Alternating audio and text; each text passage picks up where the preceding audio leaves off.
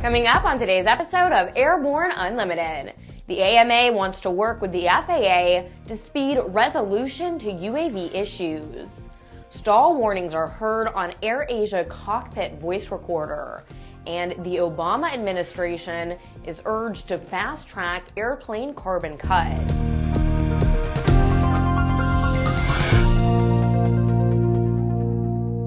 Welcome to Airborne Unlimited. I'm Ashley Hale. As the media hype continues to grow regarding the occurrence of a small unmanned aerial system landing on the White House lawn, Bob Brown, president of the Academy of Model Aeronautics, sent a letter to FAA Administrator Michael Huerta indicating AMA's continued interest in working with the FAA to resolve UAV issues.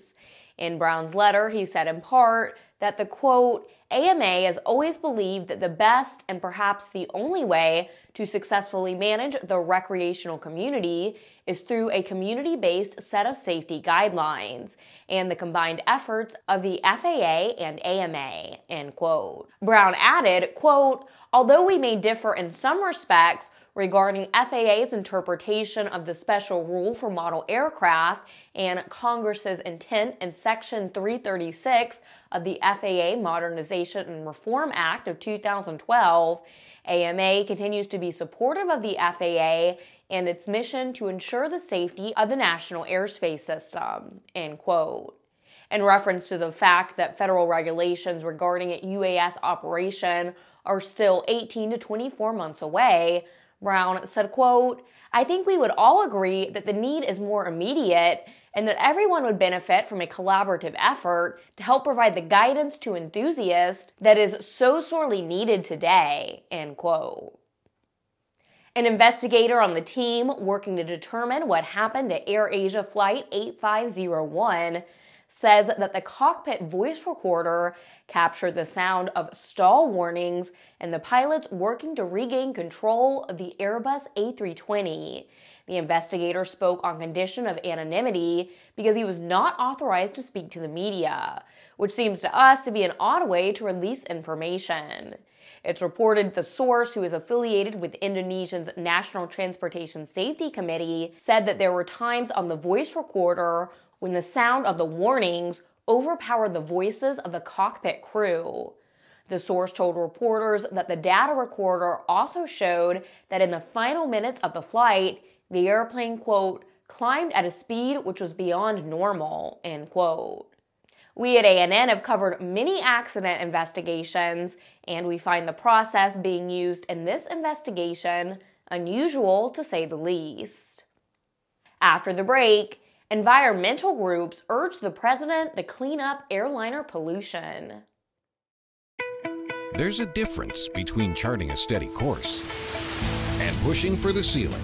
And for nearly a century, Hartzell Propeller has been defining that difference. It's in our passion for engineering and research and our dedication to testing the limits of performance. We are built on honor. We are Hartzell Propeller. The KSN 770 is an affordable, WAAS-enabled integrated MFD with a flexible hybrid user interface from Bendix King. Get your fingers on the 770's perfect blend of touchscreen and hard buttons. Easily control your GPS navigation, Navcom, weather, traffic, and terrain in any condition. For more information, go to bendixking.com. Welcome back. If you'd like to suggest a story for Airborne Unlimited, send an email to news-spy@aero-news.net.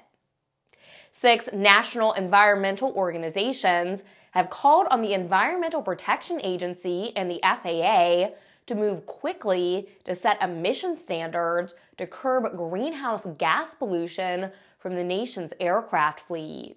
In letters to the EPA and the FAA, the Center for Biological Diversity, and other environmental groups urge the EPA to act under the Clean Air Act, quote, with the goal of proposing final standards no later than the end of 2015, end quote. Vera Party, a senior attorney with the Center's Climate Law Institute, said in part, quote, the Obama administration needs to finally hold the airline industry accountable for its massive greenhouse gas emissions, end quote.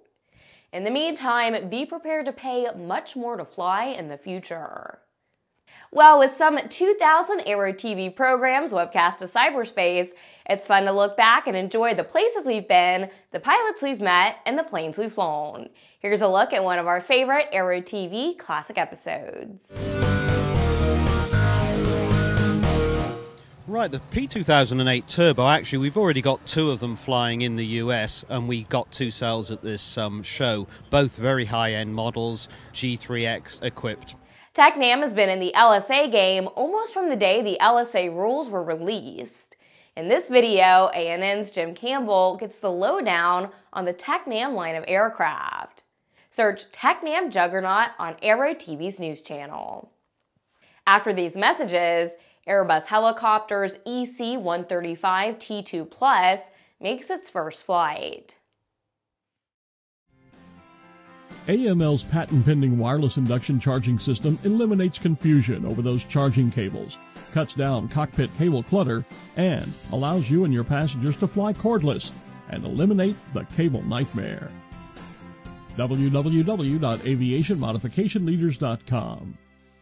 Since the early days of powered flight, pilots have struggled with landing in crosswinds. In fact, crosswinds and wind gusts cause more landing accidents than fog, thunderstorms, and icing combined. That's where the Redbird X-Wind SE comes in. By placing pilots in gusty crosswind conditions for extended periods of time, the X-Wind SE gives instructors all the time they need to teach the pilot the proper techniques for landing in crosswind conditions. For more information on Redbird X-Wind SE and Redbird's entire line of flight training devices, visit www.redbirdflightsimulation.com.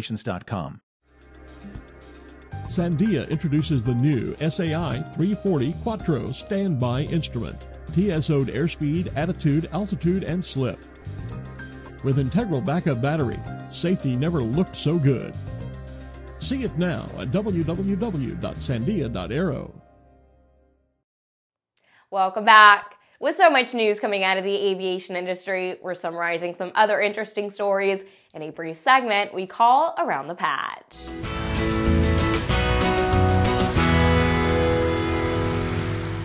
The new EC-135 T2+ training helicopter, headed for the Australian Defence Force's Helicopter Aircrew Training Program, has made its first flight in Europe. It was reported by Airbus Helicopters that the first flight was a complete success.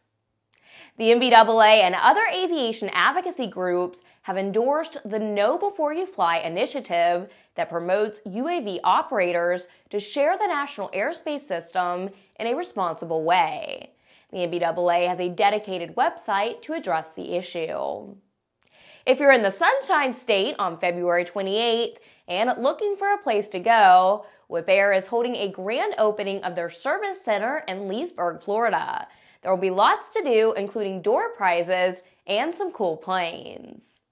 108 skydivers will attempt to set a new skydive record at EAA AirVenture 2015. They'll be jumping from multiple aircraft and joining up to form the formation. If you've never seen a mass skydive jump, you're in for a treat. Well, that's it for today's trip around the patch. Let's move on to the rest of the news.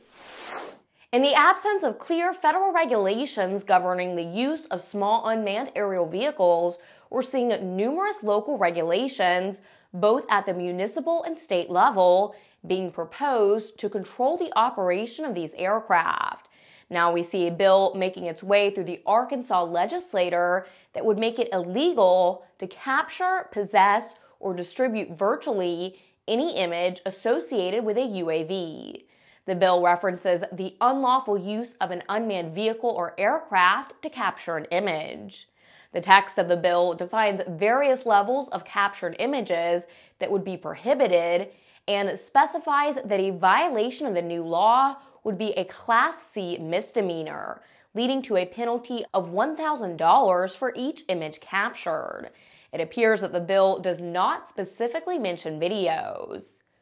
The unusual aspect of this proposed law is that it appears to address the use of the camera more than it addresses the use of the UAV. We'll have to wait and see how this one works out, but we're a little amazed that this is even being considered. Well, that's our program for Wednesday, January 28th. Remember to get comprehensive, real-time, 24/7 coverage of the latest aviation and aerospace stories anytime at aero-news.net. Please join us every weekday in a growing roster of over 100 outstanding industry associations and organizations for the best in aviation and aerospace news. I'm Ashley Hale. Thanks for watching.